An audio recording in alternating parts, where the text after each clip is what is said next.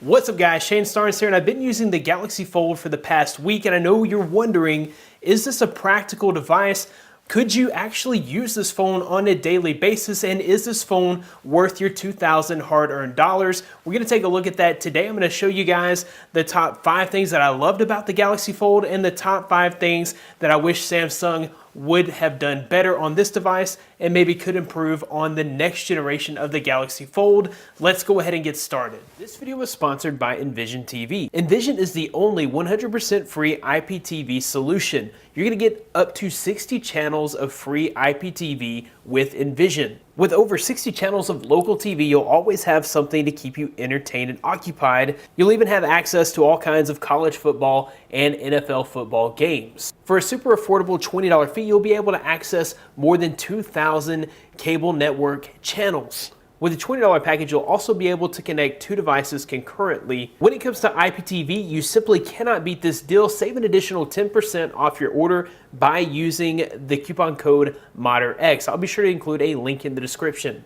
So obviously, the first thing that I loved about the Galaxy Fold is this innovative design. When we talk about innovation in the smartphone world, there is nothing as innovative as a foldable phone that folds out to a full-size tablet.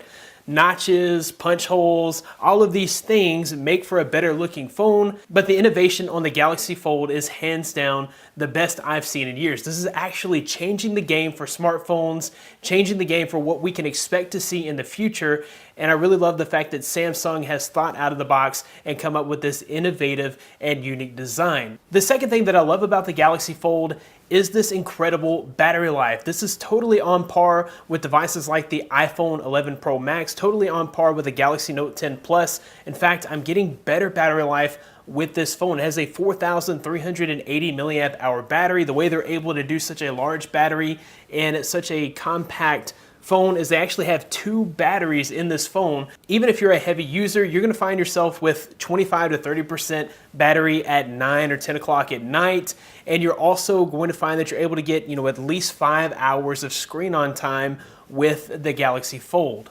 Multitasking is the third thing that I love about the Galaxy Fold. Of course, it has a massive display on the inside display, which is good for opening up many applications at the same time. You can run 3 applications simultaneously, so you can be watching a YouTube video while you're scrolling through Twitter. You can be watching the game while you're surfing the web. It's just really great to be able to do many things at once and have those applications actually running at the same time. I also love the performance. With that Snapdragon 855 processor and 12 gigabytes of RAM, RAM management wasn't really an issue. I didn't have to wait for applications to load from scratch. They were ready to use when I went back to them most of the time. RAM management has been an issue for Samsung on previous devices, but with the Galaxy Fold, I found that RAM management worked flawlessly and I didn't have any issues with the performance on the Galaxy Fold during this week. The fourth thing that I really enjoyed was the gaming experience. So having that massive display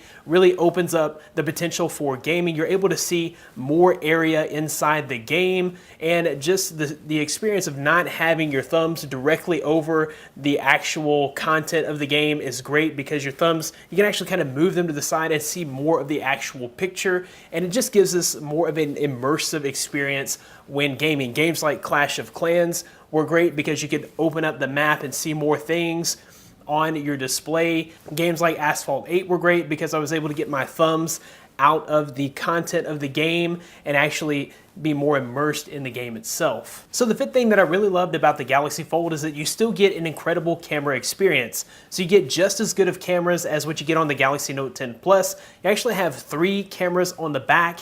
You've got 2 cameras when the phone is open for selfies and 1 camera when the phone is closed for selfies. And I didn't really find a situation where I didn't have the proper camera. Of course, pictures taken in good lighting conditions are great. You're getting the same overall camera quality as you get out of other Samsung devices. So as much as I love the Galaxy Fold, there are some things that I wish would change maybe for the Generation 2 of the Galaxy Fold. And the first thing is that I really wish that the Galaxy Fold would have come with S Pen compatibility. I'm not saying that Samsung should have thrown in an S Pen with the Galaxy Fold or even made space on the device for an S Pen, but that would have been a nice accessory or an extra add-on. This is a $2,000 phone. It would have been nice to see the screen technology from the Note series over here on the Galaxy Fold series, and that may be something that they have to work out due to the fact that it is a foldable display, and I can definitely give them another generation to bring in that compatibility, but having that S Pen would have almost made this the perfect phone. The second thing that can improve on the Galaxy Fold is that front display. So it leaves a little bit to be desired. For me, it is a little too small. It is a little too squished in. That being said, I think that Samsung really intends for you to use that to return text messages, maybe to accept calls, and they feel like most of your content consumption, most of your use of the phone will be while it's unfolded. And I have to say, that's the case, or that has been the case with me. I haven't really used the phone unless I've used it unfolded. The front screen is good for accepting calls, but that's been about all that I've used it for, maybe to see what notifications are coming in and taking calls, and that's about it. I'd love to see a much larger display on the front of the phone in the second generation of the Galaxy Fold. The third thing that I hope improves with the next generation of the Galaxy Fold is that in-display crease. Now the crease, whenever you're looking at something that's bright on the display, maybe a bright video or a bright photo, and you're inside or indoors and you're not in a super bright room, you're never even going to notice the crease. So the crease totally disappears in darker rooms with no overhead lights. When you step outside and the sun is bright, or say you're inside and there's overhead lighting, if you shift or tilt the display in any way, you're definitely going to see that crease. Now, for me, it wasn't an issue. It didn't bother me in the slightest, but I can see how maybe that would get on the nerves of some people. Maybe in the second generation Fold, the crease will be less noticeable. The fourth thing that I hope improves is the fact that the Galaxy Fold is super bulky. So it is very heavy, and when I put it in my pocket, if I'm not wearing like a really tight belt, my pants actually begin to sag a little bit because the phone is heavy. Even though I really love the design of the hinge and I love all the engineering that went into the hinge of the phone, it's also very wide. It's a whole lot larger than I thought it would be. When the Fold is unfolded, it is actually a very thin device and it doesn't seem bulky. When you fold it up, put it in your pocket, it's very obvious that you have a bulky device. So hopefully Samsung will be able to slim this down a little bit on the next version. The fifth thing that I didn't like about the Galaxy Fold is that it is not durable at all. So there are so many warnings. Whenever you first open the box, you get warnings, and then also during the setup process, you get warnings about how fragile this phone actually is. In fact, Samsung today just released a video telling you how to take care of your Galaxy Fold, and it really highlights the fact that this is a very fragile device. So there's no dust or water resistance built into the phone. Doing things as simple as putting the phone in your pocket could put the Galaxy Fold at risk because it is not dust resistant.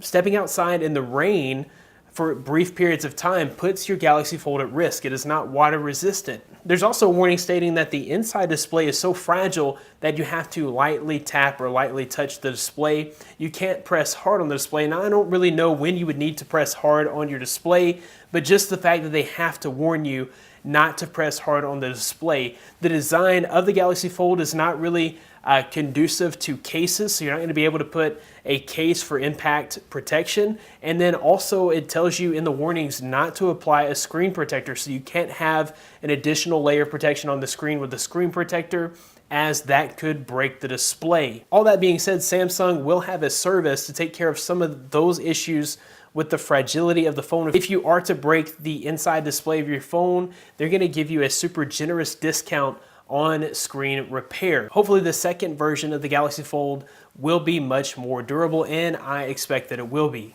Overall, I've had an incredible experience with the Galaxy Fold. This has hands down been my favorite device of the year. It's been my favorite device that I've ever used.